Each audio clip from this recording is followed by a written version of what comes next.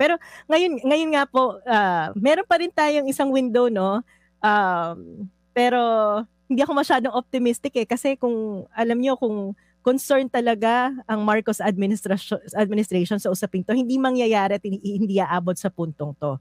Pero ngayon po kasing pumasa na at pinirmahan na pumasa na sa both sa Senado at sa House of Representatives itong budget na to. May isa pa sanang window kasi itong batas na to ay kailangan pirmahan ni Pangulong Marcos. Pwede siyang mag-line veto at i-line veto itong zero budget ng PhilHealth. Kapag vinito yan ng presidente, ibig sabihin ang magiging effective budget ng PhilHealth ay yung 2024 budget niya.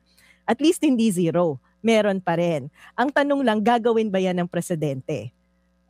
Kung concern siya sa kalusugan ng mga mamamayan, maganda po at dapat ay i-line veto ng presidente itong zero budget ng PhilHealth.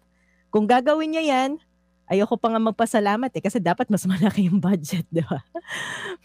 Kung gagawin niya yan, mabuti. Hindi niya yung ginawa.